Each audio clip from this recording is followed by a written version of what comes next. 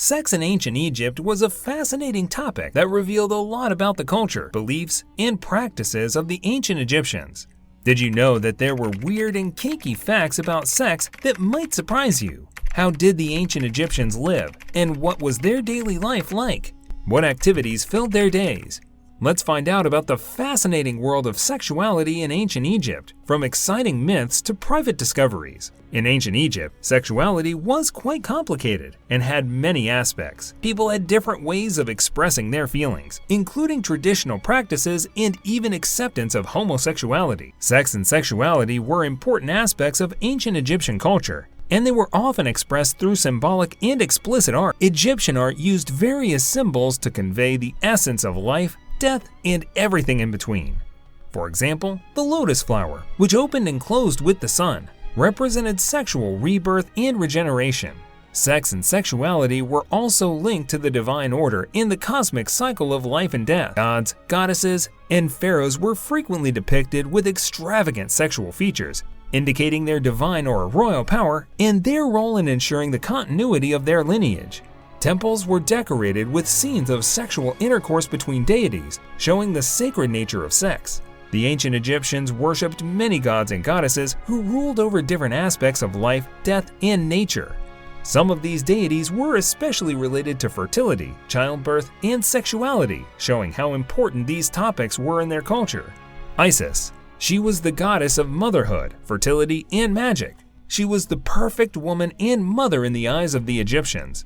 She often appeared nursing her son, Horus, a symbol of her feminine power and care. Osiris. He was the god of fertility, agriculture, and the afterlife. He was the husband of Isis and the father of Horus. He had green skin to show his connection to plants and life. He was killed by his evil brother Seth, but Isis brought him back to life with her magic and love. Their union was seen as a sexual act that restored life and order. Hathor. She was the goddess of love, beauty, and joy. She was also a protector of women, especially during childbirth. She helped with rituals that celebrated sexuality and fertility. She was often shown as a cow or a woman with cow horns, a sign of her maternal nature. Min. He was the god of male sexual potency. He was also shown with an erect penis, a sign of his strength and virility. He was honored during the harvest festival, when people offered him lettuce, a plant that was thought to make people horny. He ensured a good crop and a happy sexual life. These deities show us how ancient Egyptians saw sex and fertility as powerful and divine forces. They prayed to them for help with sex, pregnancy, and even sexual problems. They believed that sex and fertility were part of the cycle of life and death, and that they connected them to the gods. If you want to see how ancient Egyptians enjoyed sex, you can look at the Egyptian erotic papyri. These are some of the oldest and most explicit erotic art in the world. The most famous one is the Turin Exotic Papyrus, which is more than 3,000 years old.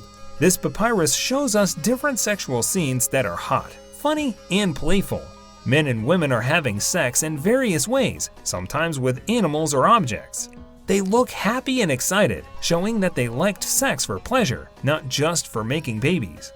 This papyrus was probably for the rich and powerful people, so it may not show how the common people had sex, but it does show that the elite had a space for celebrating sexual pleasure. Some scholars also think that this papyrus has some hidden references to the non-heteronormative sexual behaviors. This means that ancient Egyptians may have been more open-minded and inclusive about sexuality than we think. The Egyptian erotic papyri are a great source of information on the sexual norms and practices of ancient Egypt. They show us a society that saw sex as a fun and enjoyable activity, with humor, pleasure, and maybe even diversity. These records show us how ancient Egyptians had a sophisticated and complex attitude towards sex, and how they recognized and embraced its many aspects and expressions. Erotic of being a part of a sacred ritual that involved making love to a goddess. This is what some ancient Egyptians believed they were doing when they had sex with priestesses in temples dedicated to Isis, the goddess of magic, fertility, the motherhood. These priestesses were not just selling their bodies, but offering a divine service. They were seen as incarnations of Isis who could heal and protect her followers. Her temples were havens of peace, healing, and enlightenment. Sex in this context was not a carnal act, but a holy and mystical one.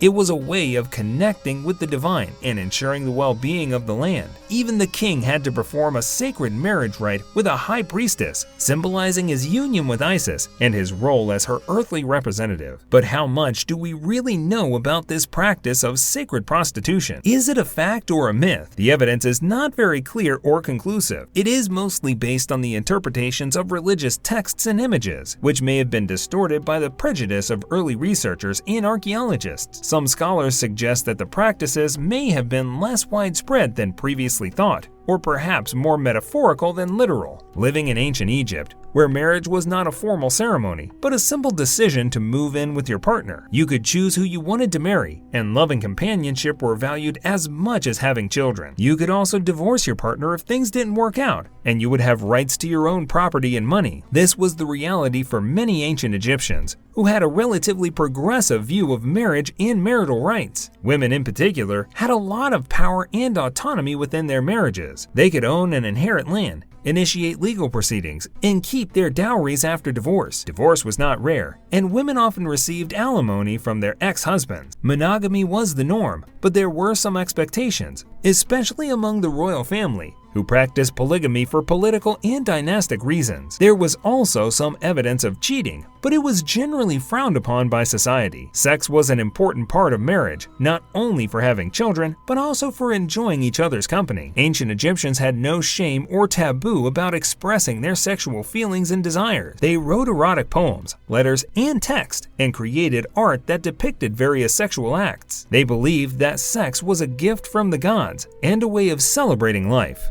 Have you ever wondered if ancient Egyptians were gay? This is a fascinating question, but not an easy one to answer. Unlike other aspects of sexuality, homosexuality was not clearly shown or talked about in ancient Egyptian texts or art. We have to rely on clues and interpretations that may not be accurate or complete. One of the most famous clues is the tomb of two royal officials, Nianchchnum and Numhotep, who lived around 2500 BC. They were buried together in a tomb that had paintings of them hugging and kissing, which was unusual for two men. Some scholars think they were lovers, while others think they were brothers or friends. Another clue is the myth of Horus and Seth, two gods who fought for the throne of Egypt. Seth tried to seduce Horus, but Horus tricked him and won the battle. However, these stories may not mean that they had romantic feelings for each other, but rather that they were competing for power. On the other hand, the Turin Exotic Papyrus, a document that showed different sexual positions, does not show any same-sex couples, which could mean that they were not accepted or common in ancient Egypt.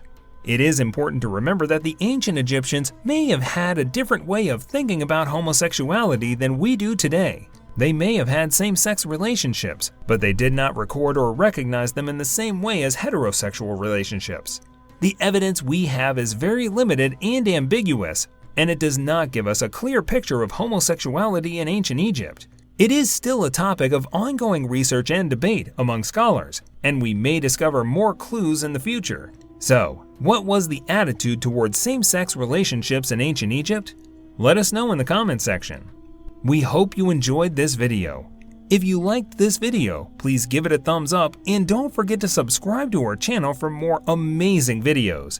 Thank you for watching and see you next time.